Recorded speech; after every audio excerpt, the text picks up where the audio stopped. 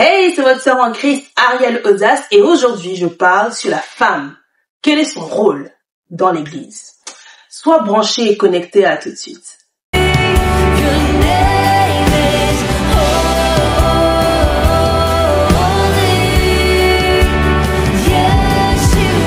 Est-ce que la femme doit servir Dieu? Est-ce que la femme doit parler à l'église? Est-ce que la femme peut être une pasteur? Est-ce que la femme, justement, doit se taire? Est-ce que la femme doit rester à la maison, s'occuper de ses enfants? Toutes ces questions vraiment laissent à désirer de savoir la position de la femme dans le ministère. Aujourd'hui, si tu es une femme et que tu sens que tu es en appel de Dieu et que tu es curieuse de savoir comment naviguer cela, ou peut-être que tu es un homme et tu ne sais pas exactement la réponse à cette question, est-ce que les femmes doivent servir Dieu? Sois connecté parce que je vais répondre à cette question. N'oubliez pas de liker, de vous abonner et de partager la vidéo pour encourager les frères et sœurs en Christ dans toute la francophonie parce que le réveil, c'est maintenant. Tout d'abord, je suis une femme, je suis pasteur depuis 5 ans, que je sers le Seigneur. J'ai reçu cet appel et je suis convaincue que Dieu utilise les femmes. Je crois au ministère des femmes. Et si c'était moi-même qui me suis appelée à faire l'œuvre de Dieu, je vous dis, les amis, je serais pas là. Mais c'est Dieu qui m'a appelée. Et je suis convaincue de cela. Parce que Dieu aime la femme. Dieu aime la femme. Et Dieu peut utiliser qui il veut pour le servir. Rappelons-nous que servir Dieu signifie d'être disponible afin d'être utilisé pour accomplir la volonté de Dieu sur la terre. Donc on est ambassadeur de Christ, on représente Christ en vue des autres pour la volonté de Dieu. Et ce n'est pas limité à un genre, ce n'est pas exclusivement réservé aux hommes. Mais la question vraiment se pose, est-ce que la femme peut assurer un rôle de leadership? C'est une question qui m'interpelle parce que nous sommes au temps de la fin. Et le Seigneur veut utiliser des hommes et des femmes pour accomplir son dessein, pour accomplir sa volonté sur la terre. Pourquoi? Parce que le réveil, c'est maintenant. Dieu utilise les femmes. Dans la Bible, il y a plusieurs exemples de femmes que Dieu a utilisées et que Dieu continue à utiliser. Je cite par exemple Déborah, une prophétesse, pas seulement quelqu'un qui exerce le don prophétique, c'était un juge sur beaucoup d'hommes et beaucoup de femmes. Elle avait une responsabilité d'ailleurs. On parle plus qu'elle que de son mari. C'était une femme que Dieu avait confiance. Dans le Nouveau Testament, on parle aussi de Anne. Elle était prophétesse et elle a servi Dieu dans l'église, dans le temple, carrément toute sa vie. Et elle a littéralement préparé le chemin spirituellement avant l'arrivée de Jésus-Christ. On dirait qu'elle a fait le travail même avant Jean-Baptiste, une femme. La Bible dit, dans Jean chapitre 4, il y avait une femme samaritaine, dont le nom on ignore. Mais elle alla justement à midi, c'est-à-dire à la 6e heure ou 3e heure, pour puiser de l'eau. Et vous savez qu'à midi, il fait chaud. En Samarie, il fait très très chaud. Le soleil est en son summum, il fait chaud. Donc normalement, tu ne dois pas aller puiser de l'eau à cette heure-ci. Mais cette femme est allée à midi. Pourquoi? Parce que elle était mariée 5 fois. Elle était à son 6e mariage. Et certainement, elle ne voulait pas croiser les autres femmes qui avaient l'habitude d'aller le matin. Elle allait l'après-midi. Parce que ça montre qu'elle était une femme humiliée, ostracisée, mise à l'écart, exclue du fait de ses erreurs, à cause de ses erreurs. Mais cela n'a pas manqué qu'elle rencontre le Seigneur. Elle a rencontré Jésus. Elle a rencontré Jésus-Christ dans une heure où elle était le plus vulnérable. Et Jésus-Christ lui a prophétisé. Et il a fait plus que ça. Jésus-Christ a réveillé quelque chose en elle qu'elle-même ne savait pas. Et après cette rencontre, la Bible dit qu'elle déposa sa cruche et elle alla voir ses confrères, ses consoeurs, son peuple, ses habitants, ses frères, ses voisins, en disant « J'ai rencontré Jésus, il est là, il est là ». Elle a évangélisé et elle a ramené beaucoup d'âmes à suivre Jésus-Christ. Une femme qui a fait ça. Et je dirais que parce qu'elle était samaritaine, et souvenez-vous que les Juifs et les Samaritains, ça fait 2. C'était même la première personne qui a évangélisé aux gentils, aux personnes non juives, même avant l'apôtre Paul. Une femme que Dieu a changé son histoire. Je veux dire que Dieu aime, et j'insiste encore, Dieu aime les femmes. Et les femmes ont un rôle puissant à jouer. Alors, Pourquoi la femme est-elle si combattue? Pourquoi son ministère est combattu?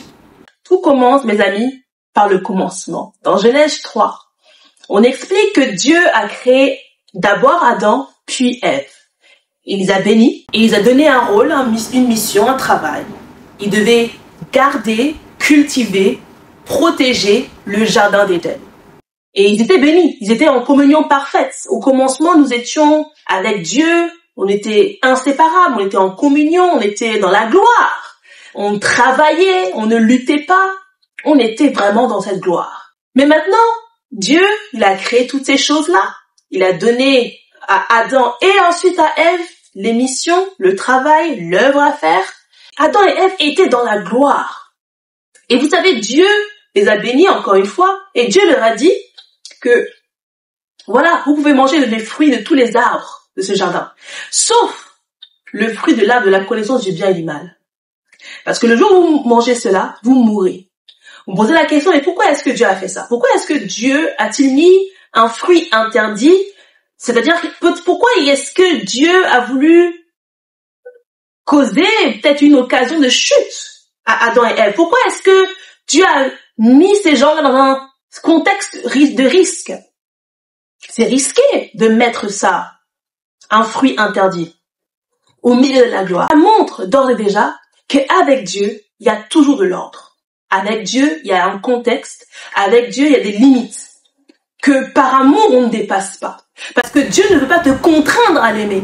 Dieu veut que volontairement tu l'aimes, volontairement tu l'obéisses, volontairement tu ne le désobéis pas. Il ne veut pas te contraindre machinalement à ne pas manger. C'est issu de ta propre volonté si tu manges le fruit interdit ou non. Dieu a voulu mettre cela en place parce que il a voulu que nous l'aimions sincèrement. Je trouve que ça montre notre amour envers Dieu lorsque nous sommes face au péché, mais on décide de renoncer au péché parce que nous aimons Dieu. Ça, c'est le vrai amour. Et donc, le tentateur, en voyant toutes ces gloires, en voyant cette intimité, en voyant l'homme et la femme ensemble, en train de servir Dieu, en train de cultiver, garder le jardin, le tentateur a voulu briser cela. Êtes-vous déjà posé la question, pourquoi est-ce que le tentateur, le serpent, est allé vers Ève au lieu d'aller vers Adam? Parce que Satan est un rebelle. Et un rebelle, c'est quoi? C'est qui? C'est quelqu'un qui défie l'autorité que Dieu a mise en place. La Bible dit clairement que Christ est le chef de l'homme et l'homme est le chef de la femme. C'est l'autorité que Dieu a mise en place. Le diable, il a consulté la femme parce que pour causer le péché ou pour corrompre l'humanité, il a défié l'autorité, l'ordre que Dieu a mis en place. Et donc il a réussi à séduire Ève. Mais regardez, beaucoup de gens accusent Ève. Mais je veux, si je dois pointer le doigt envers quelqu'un, c'est envers l'homme qui avait la responsabilité, qui avait l'autorité sur la femme, qui, souvenez-vous, a reçu les paroles directes de l'Éternel. C'est à Adam que Dieu a parlé directement en disant « Tu ne mangeras pas le fruit de la connaissance du bien et du mal ». Adam avait la responsabilité, l'autorité, le mandat, la couverture de transmettre cela convenablement à sa femme. Mais il ne l'a pas fait correctement. Et donc, ok, Ève, elle a mangé le fruit, elle a été séduite. Ses yeux se sont ouverts. Mais du fait, elle a influencé son mari. Son mari n'a pas reconnu son autorité. Et il a mangé son fruit. Et à partir de là, tout s'est gâté. Tout s'est gâté parce que l'homme a du coup s'est déresponsabilisé et la femme a été mélangée. Parce que Dieu a créé la femme pour, dans un premier but, d'être une aide. Le mot Ezer, le mot aide en hébreu veut dire Ezer. Ça veut dire elle devait consoler, influencer positivement, améliorer la situation, concevoir, bonifier tout ce qu'elle touche. La femme a cette grâce. Nous avons des prédispositions à vraiment influencer des hommes, influencer des nations. Cette grâce est ce que Dieu nous a donné, est en nous. Mais si elle n'est pas canalisée, comme Jézabel, on peut détruire tout un peuple. Et donc, le diable est passé d'abord par la femme pour défier l'autorité que Dieu a mis en place. Et l'homme n'a pas su manifester son autorité. Et ça fait que À cause d'Adam et d'Ève, communément, le péché est entré. Ouais. Et dans Genèse 3, Dieu a maudit l'homme, Dieu a maudit la femme, mais il a aussi dit au serpent, je mettrai entre toi et la femme l'inimité.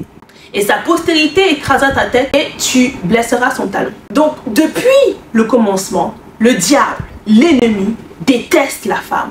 Nous avons Dieu qui aime la femme, mais le diable déteste la femme. Et on a pu le constater, pas seulement dans un contexte religieux, mais un contexte historique, politique. La femme a toujours été ostracisée, mise à part. La femme a toujours été écartée. Pendant longtemps, la femme a été considérée comme une sous-citoyenne. La femme n'était même pas considérée comme un être, comme une être qui valait la peine. Sa voix n'était pas importante. Vous souvenez-vous que la femme a aussi été créée par Dieu.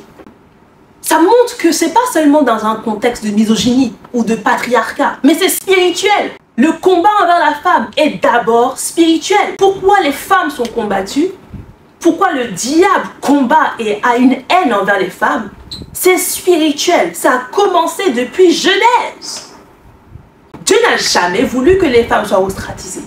Dieu n'a jamais voulu que les femmes soient mises à l'écart. Dieu n'a jamais voulu que les femmes soient abusées du simple fait qu'elles soient des femmes. Dieu n'a jamais pensé que la femme doit être mise à l'écart ou que sa voix ne doit pas être entendue ou qu'elle doit être silencieuse. Non. La femme, elle a un rôle à jouer. Dieu utilise ce qu'il veut. Et Dieu peut utiliser les femmes. Amen. Donc le problème vraiment se pose sur la question de savoir est-ce qu'une femme peut assumer un rôle de leadership à l'église. Je vous ai cité Déborah, je citerai aussi par exemple Priscille et Aquila, c'est en fait des personnes qui étaient vraiment aiguisées dans la parole de Dieu, qui communément, conjointement, solidairement enseignaient le peuple de Dieu. Donc Priscille a enseigné aussi. On note aussi Phébé, c'était une diaconesse, une personne qui avait un rôle de superviseur sur des hommes et des femmes. Donc c'était pas seulement le ministère des femmes. Je ne sais pas d'où ça vient. Ou la femme, ou les femmes, ou les premières dames des églises peuvent seulement gérer les femmes. Je ne sais pas d'où ça vient. Je ne sais pas. C'est vrai qu'il est écrit dans la Bible que les diaconesses, les vieilles peuvent enseigner sur les filles, mais est-ce que c'est une doctrine générale? Est-ce que c'est une limitation à l'appel de la femme? Non, certainement pas.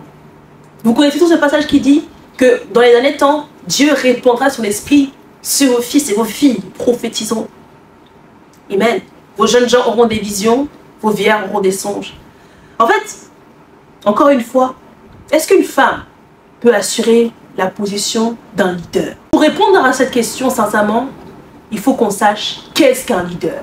Parce que dès lors qu'on ne connaît pas la définition d'une chose, il y a de l'abus. C'est Dr. Miles Monroe qui disait que dès lors que le but d'une chose n'est pas connu, il y a de l'abus.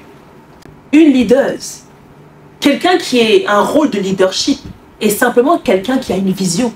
C'est une personne que Dieu leur a donné une vision ou qui a une vision pour que le règne de Dieu vienne, pour le réveil. Et elle est du coup habilitée par la grâce du Saint-Esprit à mener cette vision en existence. Et donc elle peut solliciter l'aide ou le soutien ou l'appui d'autres personnes qui travailleront pour que cette vision existe, pour que cette vision que Dieu lui a donnée soit manifeste. Donc en réalité, lorsque vous combattez le leadership des femmes, vous êtes en train de dire que la femme ne peut pas être des visionnaires, que les femmes ne peuvent pas porter des visions, que Dieu ne peut pas utiliser des femmes pour instaurer son règne sur la terre. Si vous vous appuyez sur des passages bibliques, je dirais hors contexte, dans 1 Timothée 2, versets 11 à 12, que la femme apprenne dans le silence avec une entière soumission. Je ne permets pas à la femme d'enseigner ni de prendre autorité sur l'homme.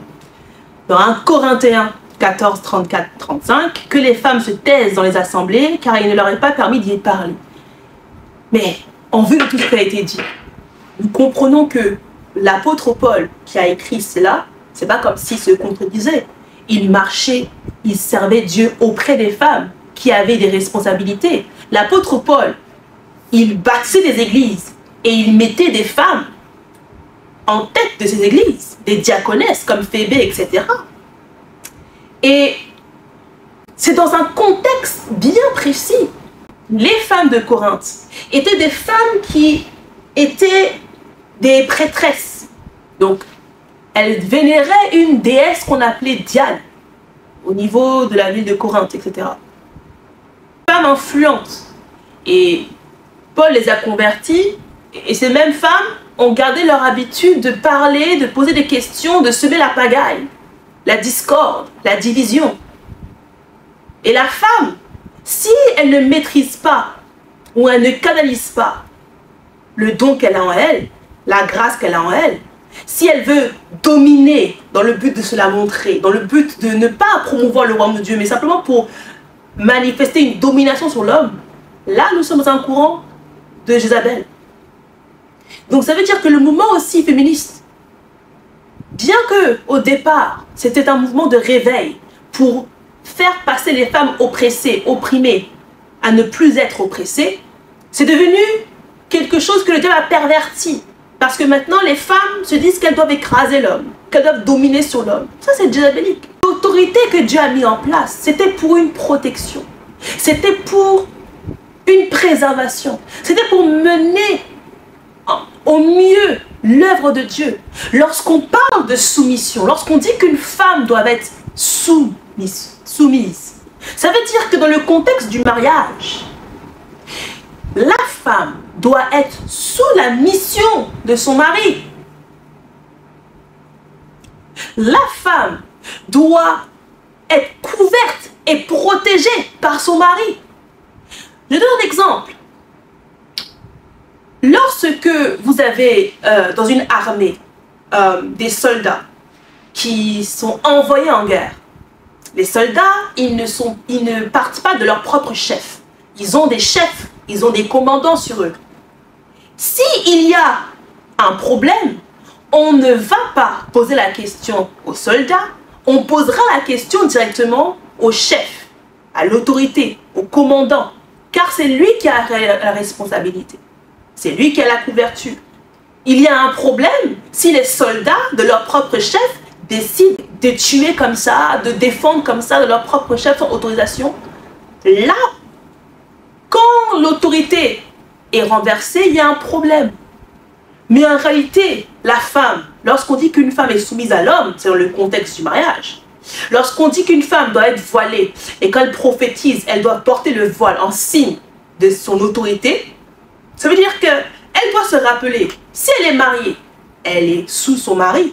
Si elle n'est pas mariée, son autorité, son chef est Christ. Qu'elle ne doit pas faire selon son propre chef, qu'elle ne doit pas faire selon son propre désir, qu'elle ne doit pas faire selon sa propre initiative. Elle doit toujours être soumise à Dieu. Proverbe 31. On ne donne pas le nom de la femme vertueuse, mais ça veut dire qu'il y a des femmes comme ça. Des femmes qui servent Dieu dans l'église, dans leur foyer, dans leur entreprise, dans tous les domaines de leur vie. Et la femme vertueuse se distingue parce qu'elle craint l'Éternel. Elle ne vit pas selon son propre chef, elle ne vit pas selon sa propre initiative. Elle vit et elle est louée, elle est célébrée parce qu'elle a la crainte de Dieu. C'est-à-dire, elle a la crainte de l'autorité et de l'ordre que Dieu a mis en place. La femme doit servir. Et la femme peut assumer une position de leadership. La femme n'est pas obligée d'être autoritaire. Dire une femme leader ne veut pas forcément dire une femme boss, une femme qui est autoritaire, qui écrase, qui domine. Ça n'a jamais été le concept de Dieu. Souvenez-vous que Jésus-Christ a dit que celui qui veut être le plus grand, qu'il soit le serviteur de tous. Donc une femme qui est leader, ne vous dites pas que c'est une femme qui va à l'encontre de l'homme. C'est une femme qui a une vision, que Dieu lui a confié cette vision, et Dieu peut lui donner une autorité sur des personnes dans lequel elle assure un devoir pastoral, un devoir de berger. Parce que vous savez, pasteur veut aussi dire berger. Est-ce que vous savez qu'il y a des femmes bergères dans la Bible? Que le berger n'a jamais été seulement assumé par les hommes. Le métier de berger, c'est-à-dire s'occuper des brebis, des moutons, ça n'a pas seulement été assumé par les hommes. Les femmes ont été aussi bergères. Rachel était une bergère. Par exemple, beaucoup de femmes ont été bergères. Dans la Bible, les femmes peuvent prendre soin des brebis. Ça veut dire, encore une fois, que Dieu aime les femmes. Et Dieu veut faire quelque chose avec les femmes. Et les femmes sont un instrument puissant entre les mains de Dieu. Et je suis certaine que les femmes porteront le réveil dans les temps de la fin. On ne doit pas se minimiser. Voici quelques conseils par la grâce de Dieu que je vais partager. En étant moi-même servante de Dieu, j'ai été personnellement aussi beaucoup combattue dans mon ministère. Ça ne m'a pas arrêté parce que je sais d'où je viens. Amen. Mais pour être une femme de leader, comme étant un homme leader, il y a des cadres, il y a un ordre, il y a un contexte, il y a des limites qu'il ne faut pas dépasser. C'est le signe que tu appartiens à Dieu. C'est le signe que tu ne fais pas les choses de ton propre chef, mais que tu réponds à Dieu. Voilà. Ça, c'est la crainte et la révérence. Et donc, une femme, qu'est-ce qui caractérise une bonne femme leader? Elle peut être mère de famille, elle peut être une épouse, elle peut être célibataire, elle peut être à l'église, en train de chanter, elle peut avoir un rôle pastoral, elle peut prêcher, elle peut modérer, elle peut être protocole, caméraman. On ne peut pas limiter ça. Si tu es une femme et que tu m'écoutes, voici quelques conseils que je vais te donner. Par la grâce de Dieu. Si tu veux être une bonne femme, leader, maîtrise tes émotions. Nous, les femmes, nous sommes émotionnelles. Est-ce que je dois dire en plus? Les femmes, nous sommes émotionnelles. Et si nous ne maîtrisons pas nos émotions, nous risquons de servir Dieu en étant blessés et en oubliant que Dieu nous appelle à justement être comme des sacrifices vivants, à être des personnes qui doivent représenter Christ, plutôt de représenter une cause de ce monde. On ne doit pas être mené par nos émotions, ni nos frustrations. Ce n'est pas parce que des fois on est appelé à être silencieuse que ça fait en sorte que notre bouche est fermée. Je dirais en d'autres termes que c'est pas parce que il y a des moments où on doit être silencieuse que notre voix ne peut pas être entendue. Parfois le silence parle. Et donc, on doit savoir comment maîtriser les émotions. Tu es une femme de Dieu, une femme aspirante de Dieu, une femme qui veut servir Dieu et occuper une position de leader. Maîtrise tes émotions. J'ai vu beaucoup de femmes prêcher, non plus la parole de Dieu, mais prêcher leurs émotions. Beaucoup de femmes qui, souvent à cause d'un homme, souvent à cause d'un humain, elles oublient leur plateforme. Elles oublient que leur plateforme était pour servir le peuple de Dieu, prêcher la parole de Dieu, mais elles utilisent leur plateforme pour prêcher leurs blessures. Et ça peut vite devenir la cacophonie, ça peut vite devenir quelque chose que le diable peut utiliser parce que la femme ne maîtrise pas les émotions. Donc, maîtrise tes émotions. Deuxième point, je dirais que la femme qui aspire d'être une leader ne doit pas être dans la compétition. Il est vrai que, dans tous les cas, comme je vous ai expliqué, c'est spirituel. Le ministère de la femme sera toujours combattu.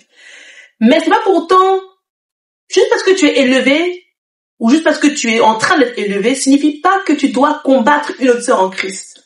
Signifie pas que tu dois rabaisser une autre sœur en Christ. Nous serons tous à la table du Seigneur. On va tous rendre compte à Dieu. Et donc, toi tu brilles, mais ta sœur en Christ peut briller aussi. Et tu dois être OK avec ça. C'est pas parce que les hommes, pasteurs, apôtres, prophètes, te ferme la porte et que peut-être que toi, tu étais la seule qui est passée par la porte, que tu dois aussi fermer la porte pour d'autres femmes. Une femme leader doit être confiante.